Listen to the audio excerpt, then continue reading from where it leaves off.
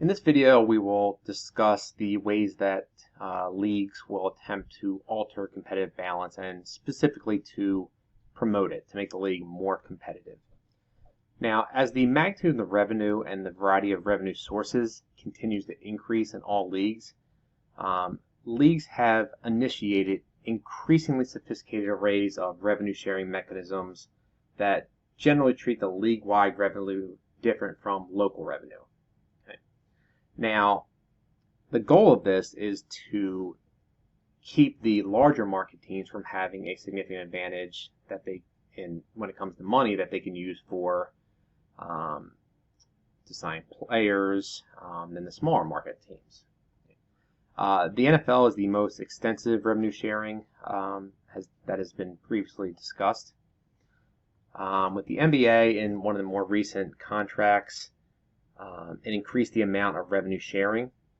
And so in the NBA, in addition to sharing the national television revenue and the sponsorship revenue, all teams submit up to 50% of their local revenue, less certain expenses, to a common pool from which they receive an equal amount to the average payroll. Okay, so again, that's much more complicated, but just kind of gives you an idea. And the way that it works is teams that contribute less than the average payroll, all right, are net receivers. All right, so if they're contributing less, all right, than the average, and they have the average payroll, they're going to receive more. While the high revenue teams who contribute more are net payers. After the 2004-2005 NHL lockout, they put a complex formula in place that makes transfers from the high revenue teams to the low revenue teams to help equalize the payrolls. Now, Major League Baseball has made a lot of changes that have increased the degree of revenue sharing. With the 2002 labor agreement, teams now pay 31% of their net local revenue, which includes the gate and local broadcasting, into a pool that is divided equally among the 30 teams. They also, in addition to that, redistribute a portion of the central fund, which includes all non-local revenue, and this helps to even out the revenue disparities.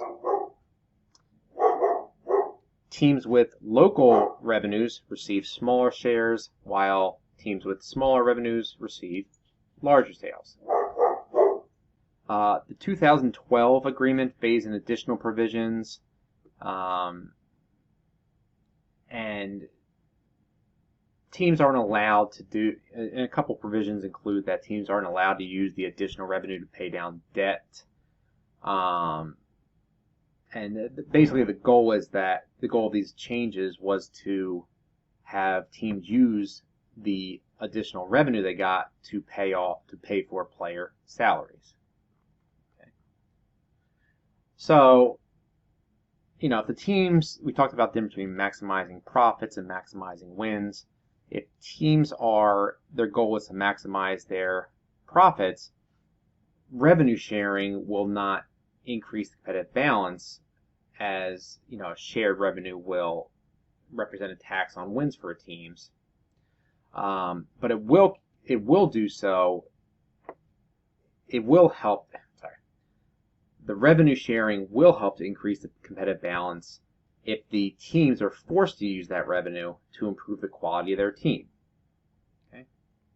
So the reason why this is good is it allows and makes teams focus more on winning than maximizing profits, because it will give them more incentive to, or I guess less incentive to not put money towards salaries. There are a couple other ways in addition to revenue sharing that or leagues attempt to alter the competitive balance. Of the 4 major North American sports leagues, only Major League Baseball does not have a salary cap that restricts the amount of teams allowed to spend on players. Now, the term salary cap is a little bit of a misnomer for 2 reasons. First, that its target is payrolls, not individual salaries. And so you could use all of your salary cap on one player, which could hurt the team. The other issue is, with cap is that salary caps are often accompanied by minimum salary levels. And so it's not just a cap, but it's also a minimum. And so together they create kind of a band that has a ceiling and a floor on what teams can spend on players. In the NFL, for example, in 2015 and 16, I believe it is, they had a salary cap of 155 million. In the NHL, they had 71.4, 70 million NBA. But the minimum payrolls for the NFL were 138 million that year. So again, you had the cap of 155, the minimum of 138, and the other sports were kind of the same. So, the caps do restrict spending, but the minimums help teams from underinvesting in, or prevents teams from underinvesting in talent. Now, the NFL has what is known as a hard cap, which is an absolute limit, whereas leagues like the NBA have what are called soft caps. And these are caps that have exceptions. So, for example, at the NBA, you have what's called the mid-level exception, the rookie exception, and the Laralels exception, which allows a team to sign one player to the average salary, even if the team is already over the salary limit, or it puts them over the limit. With the rookie exception, a team can sign a rookie to his first contract, even if so puts him over the cap limit. And what is known as the Larry Bird exception is an exception that allows teams to re-sign players who are already on their roster, even if doing so puts them over the cap limit. So, because the exceptions have undermined the soft cap, the NBA developed a number of supplemental measures to reinforce it. But there are still issues with that allow teams to be more competitive than others and over a longer period. Another way that teams attempt to alter competitive balance is to have a reverse order entry draft to allow the teams to select players who haven't entered the league based on the reverse order they're finished in the previous season. And this is because before this, a lot of leagues just had to where it could be, teams could have bidding wars for players, but this way allows teams who are not doing well to a chance to rebuild and become good. All the major North American leagues have some sort of a reverse order draft.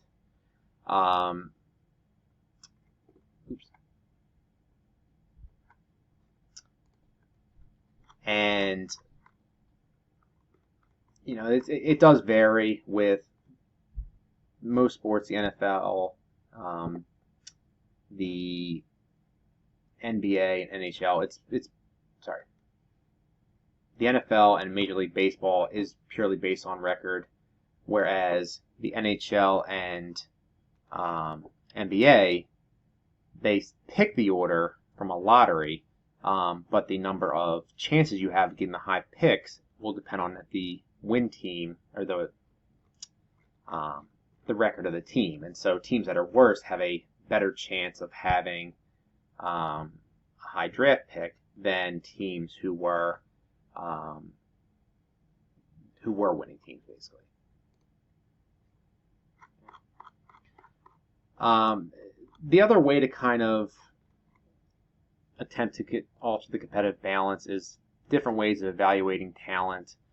The Oakland Athletics and Moneyball, if you've ever seen that movie or read the book, it's just a way of teams adjusting and the other teams adjusting to it to evaluate talent and to build a roster. Another way that's more unique to the NFL. So again, the NFL has the most competitive balance, the most competitive league. And in the NFL, a team's schedule is determined in part by its performance the previous season. So as of the 2021 NFL season, each team plays 17 games. 14 of which are independent of its prior success.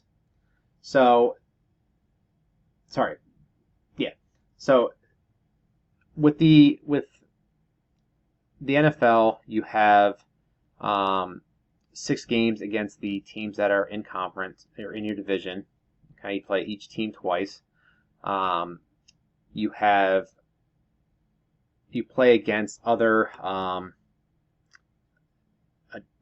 another conference in another division in another conference. So, for example, the Eagles, who are in the NFC East, all the teams in the NFC East might play against all the teams in the NFC or AFC West one season.